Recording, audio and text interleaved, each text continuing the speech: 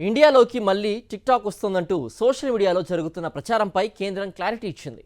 TikTok పైన నిషేధం ఇంకా కొనసాగుతోందని కేంద్రం వెల్లడించింది. దానిపై ఇంకా నిర్ణయం తీసుకోలేదని తెలిపింది. దాన్ని అన్బ్లాక్ చేసినట్లుగా వస్తున్న వార్తలన్నీ అవాస్తవమని క్లారిటీ ఇచ్చింది. టిక్టాక్ పై నిషేధం ఎత్తివేస్తున్నట్లు వస్తున్న తప్పుడు ప్రచారాన్ని నమ్మకూడదని వెల్లడించింది కేంద్ర సర్కార్. ట్రంప్ వేస్తున్న సుంకాల కారణంగా చైనాకు దగ్గరవుతోంది ఇండియా అలాగే చైనా మధ్య సంబంధాలు ఈ మధ్య కాలంలో మెరుగుపడుతున్నాయి. ఇలాంటి నేపథ్యంలోనే చైనా యాప్స్కు మోడీ ప్రభుత్వం డోర్లు తెరిచే ఛాన్స్లు ఉన్నట్లుగా గత కొన్ని రోజులుగా సోషల్ మీడియాలో తెగ ప్రచారం జరిగింది. వాటన్నింటిపై కేంద్రం క్లారిటీ ఇస్తూ ప్రకటన విడుదల చేసింది. చైనా ప్రోడక్ట్ అయిన ఈ టిక్టాక్ యాప్ అప్పట్లో యూజర్స్ ప్రైవసీ డేటాను స్టోర్ చేసుకుంటుందనే ఆరోపణలు వచ్చాయి. ఐటీ చట్టం సెక్షన్ 69A ప్రకారం ఈ యాప్ను మన దేశంలో బ్యాన్ చేయడం జరిగింది.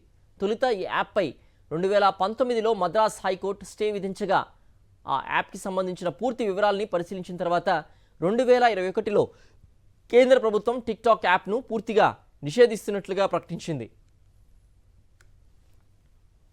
అయితే ఇటీవలి కాలంలో భారత్ చైనా మధ్య సంబంధాల్ని పునరుద్ధరించేందుకు ఇరు వర్గాల వారు కృషి చేస్తున్నారు. ఈ నేపథ్యంలో టిక్టాక్ యాప్ నిషేధాన్ని ప్రభుత్వం తొలగిస్తుందా అన్న అంశంపై జోరుగా చర్చ జరుగుతున్న నేపథ్యంలో కేంద్రం క్లారిటీ ఇచ్చింది. అయితే ప్రభుత్వ అనుమతి లేకుండా ఈ యాప్ మన దేశంలోకి అడుగుపెట్టే అవకాశమే లేదు.